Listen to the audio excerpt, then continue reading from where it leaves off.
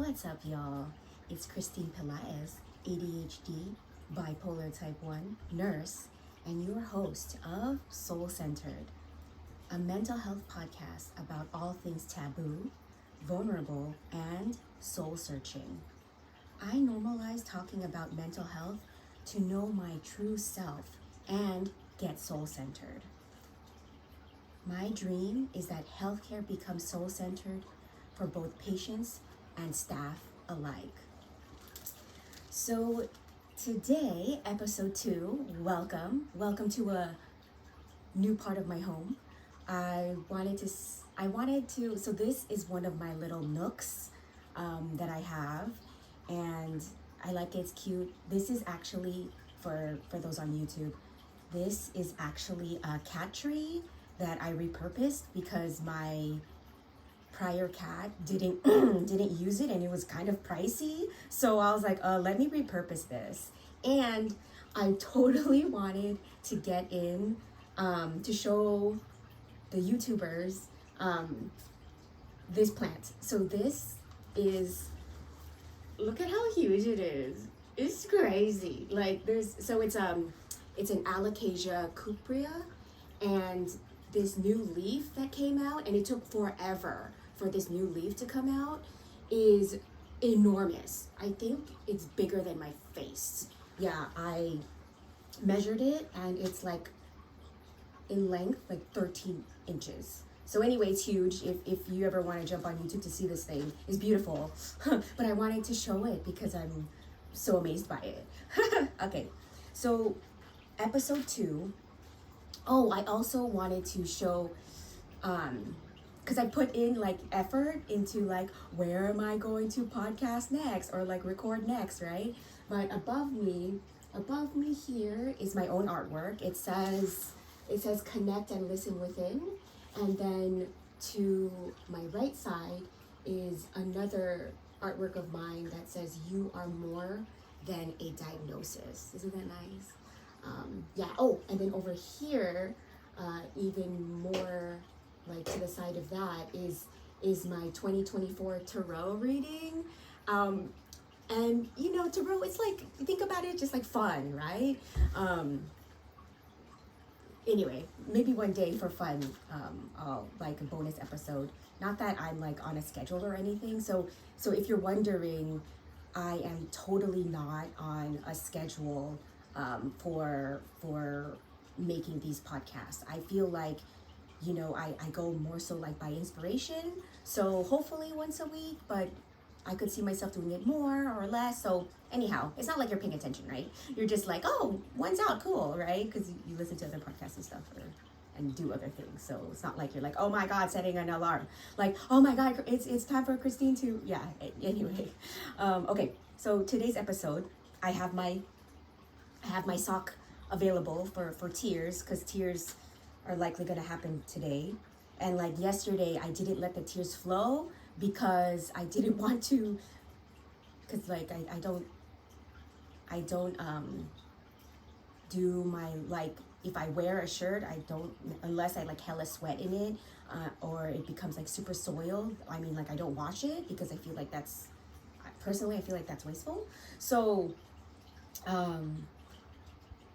this time I have my sock ready to cry. Okay, so it's just gonna happen, probably. Okay, so this episode 2, so a little bit of background. I have a coach, I call her my creative coach, Nadia Diala on Instagram. And we were talking about my podcast and about like how, or just like my trajectory for my life right now, especially my creative, because this is considered creative, right? Like this thing, this thing as in, I'm talking about this, I'm next to a pothos plant. Pothos are like the best. Pothos are practically indestructible. So if you feel like you're not good with plants, like they look good while they're dying, meaning like if you forget to water it for a long time, it'll just look like kind of withered, and that's when it's telling you like, please water me, you know. But this thing, I'm not gonna ruin it. Like, okay, so it's just gonna hang out with me and touching me. Maybe it likes that, you know? Not that this needs any, okay, this sounds mean, but it's like, not that this plant needs any more love, because it will grow in the dark. Like, I used to be a crazy plant. I mean, I'm still a plant mom, but during the pandemic, oh my God, I had so many fucking plants. I spent so much money, oh my gosh. Anyway, so, Nadia and I were talking about, you know, and I mentioned this in the previous podcast, but whatever, right? So she was saying like, it's good to have like a true, a North Star to just like, it's like almost like your value, but I feel like it's more than that. It's like your guiding light. And so she was talking about like one thing that's kind of different for me and my perspective is that I'm a nurse, right? Like I'm a nurse in addition to having bipolar and ADHD. It's like this perspective like totally informs, and it really does. It totally informs like my just the way that I see things. And especially since I've been a nurse for over a decade, right? And there's just so many things fucked up with healthcare. It's just so fucked up.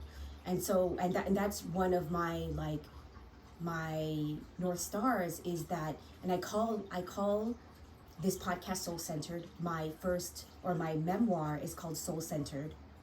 And going back to my memoir, I really wanted to call it Soul Centered because in the first chapter, I helped keep a patient alive by making sure that their soul stayed connected with mine. I bet my life on that's exactly what happened. You know, I saw their eyes roll back, and then that's when I knew like the soul was exhausted and the soul wanted to leave. You know what I mean? Like they wanted to die. And so I was like, nope, not on my watch, right? Because I was there. So anyway, Soul Centered. So Soul Centered is like, had I not been there, I think we would have lost her. I really do. I'm gonna say this exact shit again because I realize, okay, Nadia says, you know, like that I have this special lens of being in healthcare and being a nurse, which I agree with. And so, yeah, like this, and I say this in my memoir, like that my dream is to lead a healthcare revolution that's soul-centered, right? And she was telling me like, revolutions don't happen overnight, right? They will not happen over my lifetime, but I do feel strongly about this, that healthcare would look so much different and better if we actually acknowledge the soul. And when I say soul, I also mean this kind of ties into mental health, which is why I named this podcast Soul Centered, because I really do believe that being connected to your soul is really being connected to who you really are, and dealing with all of the bullshit, all of the mental health bullshit that gets in the way, that life just fucks up. And so yeah, soul centered, that really is my North Star. And so I do like talking about healthcare because remember, you know, I say that this is a mental health podcast, and I talk about things that are taboo, right? We don't want to talk about them. Things that are vulnerable. Oh yeah, totally vulnerable, because I share my life with you, right? And why not? Why not? Like, my life, right? So,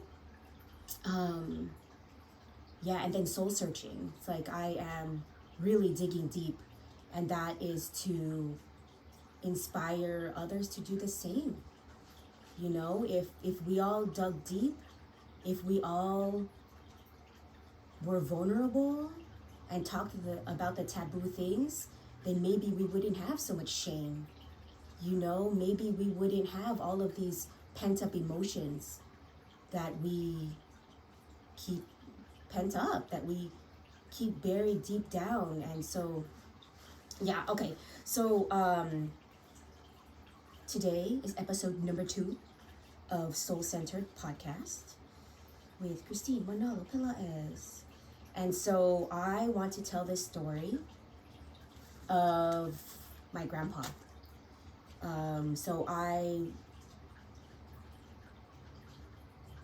It's interesting. So when I was making, or when I was inspired to write, because that's initially this journey-ish kind of started with like I wanted to write, right? And so like one of the, like I thought of all of these ideas to write. And so one of them was called Don't Give My 90-Year-Old Grandpa Radiation. So if you're in healthcare, you're like, fuck that, what the fuck? You're like, why would anyone do that? Because healthcare. Because, yeah. So we're going to talk about that. About how my 90-year-old grandpa had been, my cat has the zoomies, you probably hear it. So my grandpa was a healthy 90-year-old guy, right? And then all of a sudden he becomes weaker progressively over maybe a few months or so. And then we find that he had rectal cancer. So FYI, and I learned this in nurse practitioner school, like cancer is not a matter of if, it's a matter of when. Because cancer is a big umbrella term for cells going crazy and not stopping production when they should have. So anyway, it's with age, your immune system, your body starts slowing down, okay? And so when I heard that he was in the hospital, 90 years old, I was like, it's cancer. Yup, cancer. So he had an amazing life. Yeah, so let's take a breather.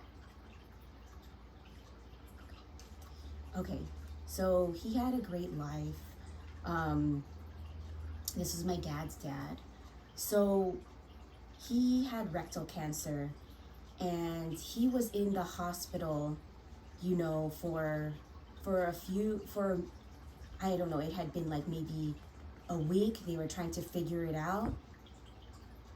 And one thing about that situation that makes me angry is that like, maybe because I am trained as a provider, meaning I am trained as a nurse practitioner, but it's like, wait, how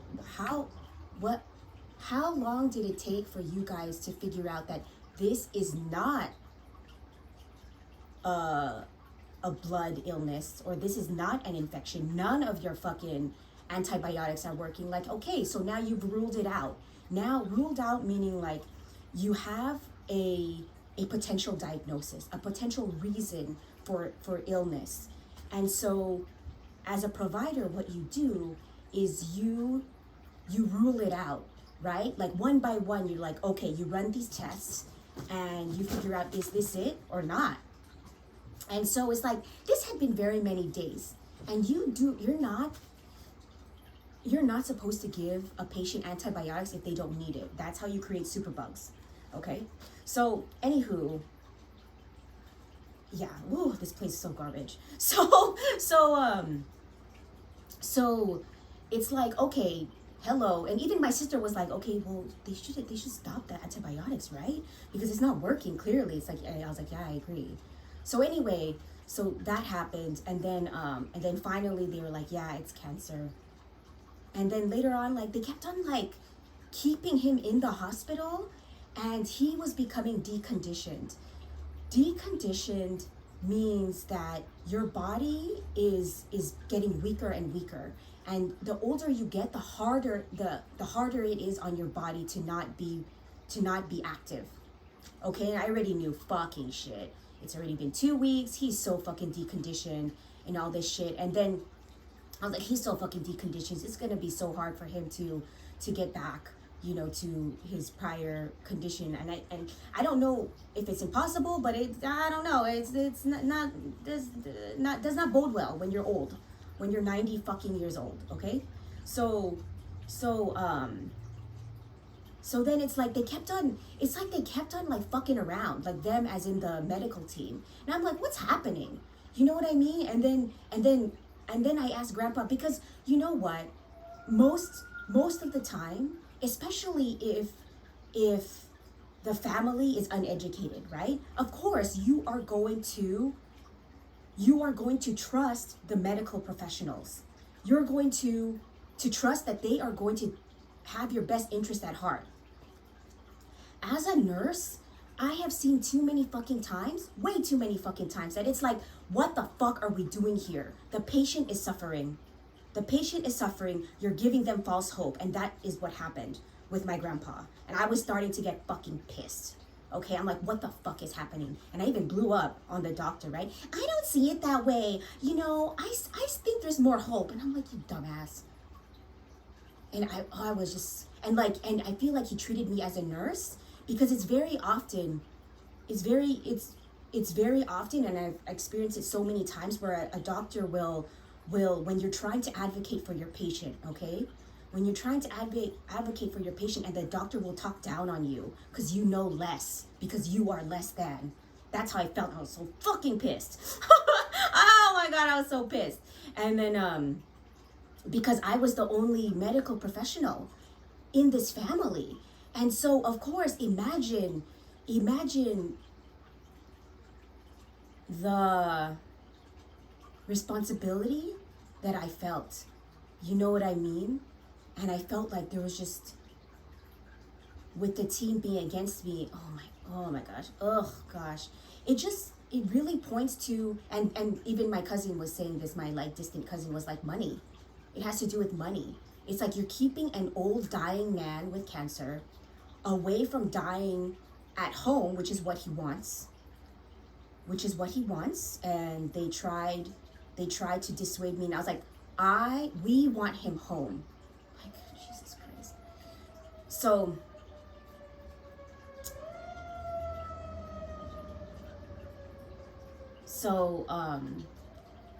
yeah, I was pissed, and trying to advocate was like fucking pulling teeth.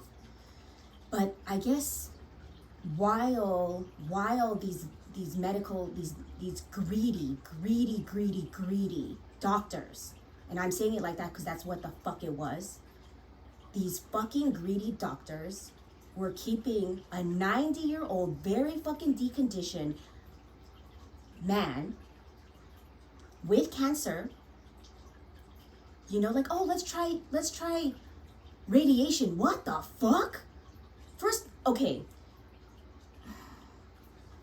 radiation is not easy on the body. And also they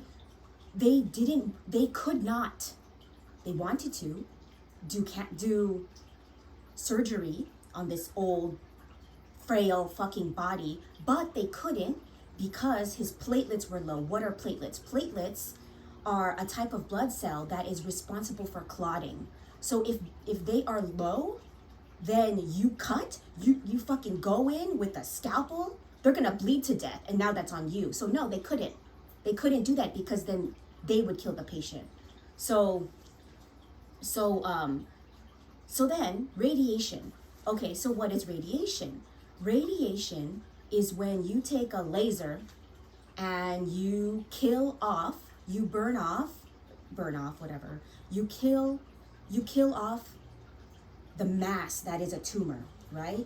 So, and cancer is an overgrowth, right? Remember, the cells, they just kept on growing even though they're not supposed to. That's cancer. So you go in there with radiation, you're going to kill them off. And so you're going to cut. You're going to cut with a laser. A cancerous thing that has blood vessels. So what's going to happen? They're going to bleed. The fuck? Don't fucking tell me you want to radiate. Oh my God. And not only that, oh, my cat. There's my cat over there. Oh gosh. Oh gosh. Okay. Well, that's my cat over there on the table that's holding my iPad that is recording this. So anyway, you can't hear it if you're listening on a podcast, but but the YouTube watchers can see the video being all shaken. Oh God, oh boy. Okay, now we're crooked. You know what? Let's go with it. That's just the way it is. So, they wanted to do radiation, and I'm like, that's fucking stupid. Like, nurses witness. To be a nurse is to be traumatized, period. Okay, so I always say this, but if you know a nurse, you fucking hug them because their job sucks. Okay, so radiation, suffering. So nurses witness a lot of suffering, okay? Nurses witness a lot of suffering, unnecessary suffering.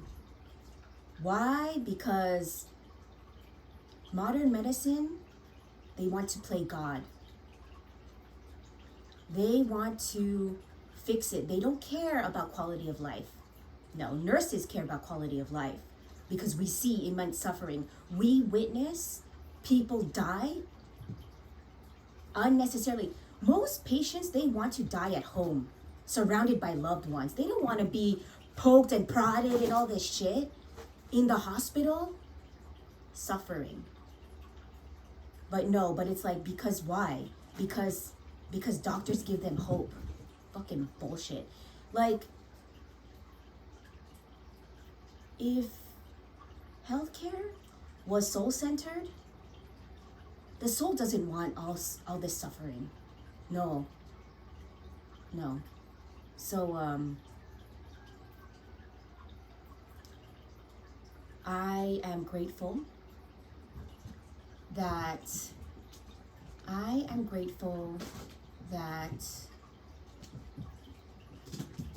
in the background, I didn't realize, but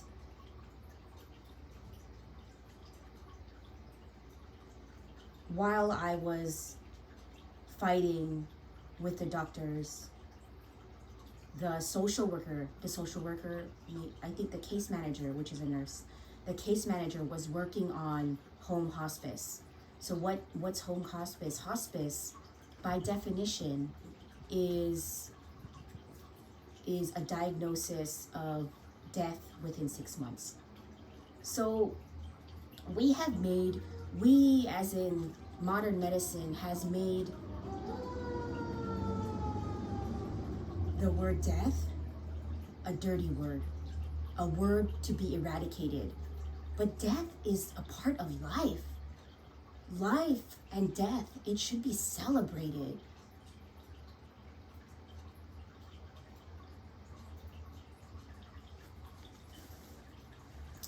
Yeah, so I'm grateful that there came a time finally in my grandpa's trajectory of his dying that we're like, oh, we're finally ready for home hospice. You know, like the agency is ready and to set up the bed at the home and all this shit, which is like crazy because the medical team still wanted to fucking give radiation. It's like, oh, you still want to give radiation, and like, oh, and then he's gonna go home on hospice? Like, there are such things like palliative radiation. Palliative meaning, in this case, like it is to help ease symptoms. Yes, it's symptom management, right? But anyway, radiation was just a stupid idea. And so I was just so grateful, like, we finally got him home. We finally got him home, and he was so happy.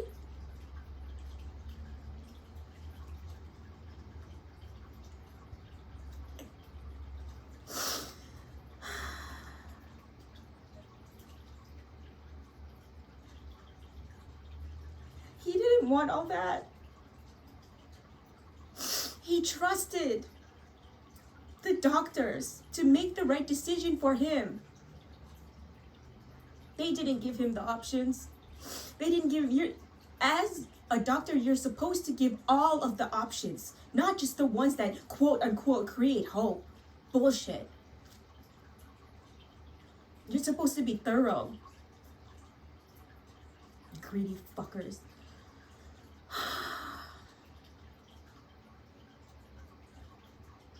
He could have died there if I did not push for home hospice. But he died surrounded by love and his family.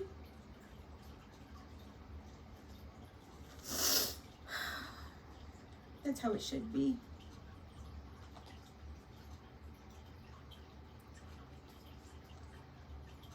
Not suffering until your fucking last dying breath. That's what they wanted.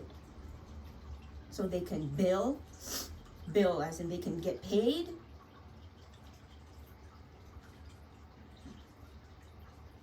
My dad apologized for me when I yelled, "Oh, sorry for my daughter." I'm like, no, fuck that. What? Why did he apologize? Jesus Christ, so annoying. Because of respect. No. Fuck that. I lost my respect a long fucking time ago. Anyway.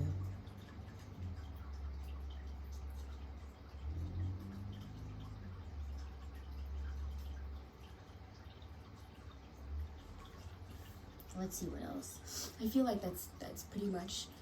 Let's do a commemoration. I think that's the right. No, I don't know. Let's do a celebration of my grandpa, because death should be a celebration of life. So my grandpa, he was born in the Philippines, and he had 9 kids. 9 kids. My dad was the eldest, or 8 kids. I forget, because one of them died like pretty early on. My dad believes that because it was him, and then I think Marites is my aunt. That was right after my dad. And they drank like dirty water, I guess, and they were both really sick. And so he swears that in his maybe like delirious fever or sickness, that I guess, I'm not sure why this makes me emotional, but I guess like my dad and her were like on their way to heaven, and it was Auntie Marites was like, no, it's not your time, I'll go, something like that. I guess this makes me emotional because, well, it's my dad, and if he had died, then I wouldn't be here. But also it's like the idea of sacrifice, you know. Yeah. So grandpa was the eldest. Grandpa was no. I don't know. I don't know his birth order, but Grandpa had 8 kids, and what's so beautiful about, so that's the Pilates side. That's my dad, right? So then my last name is Pilates, and so the Pilates side, my mom, growing up, so my mom was one of 13, and so she had a hard life. We'll get into that one day, maybe when we talk about like a book, a memoir that I was supposed to write before, but my mom, she really demonized the Pilates side, the in-laws. She thought that they were like too loving or whatever. And so my mom, she died in 2017, and it took me so long to realize that I think my mom, she was just jealous, that just envious that the Pilates side was so loving. Like, I realized that they would do anything for each other, which is really so sweet. And I realized like that it's just nice. And I feel like that is what like a loving, supportive family should look like,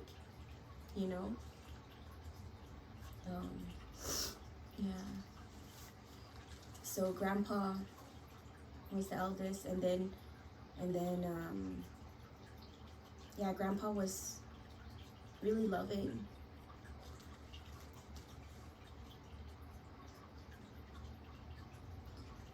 I have guilt.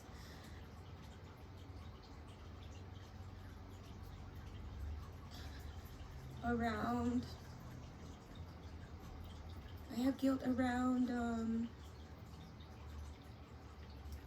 not spending more time with him. I think that's very natural for people to feel, right? That you feel guilty. I remember though, it was so sweet. There was this one time, like within a year of his death, I was there. They lived in Daly City. And they were there. I was there, and it was so cute. Like, Grandma sat next to me, and Grandpa sat next to me. And it was sweet because they were just sitting there. Like, we didn't necessarily need to talk, but it was nice. They just spent time.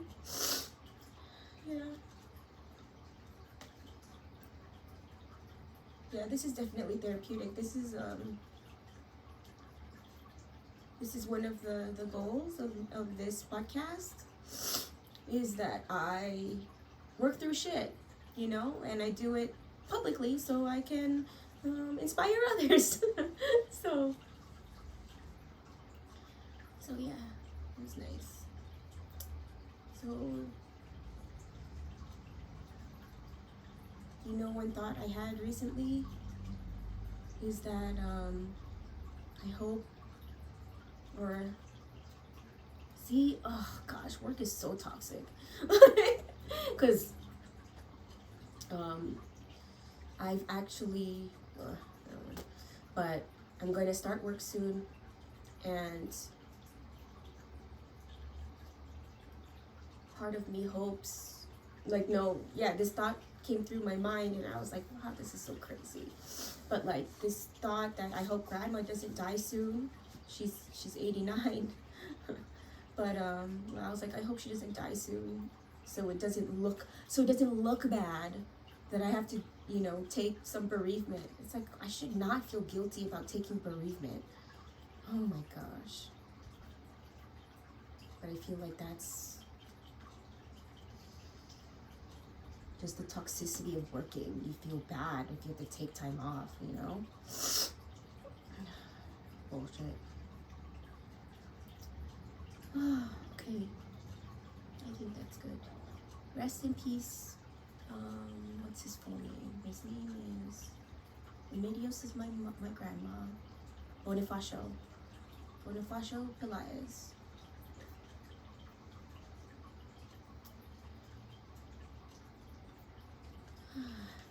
Okay. See you next time. Bye.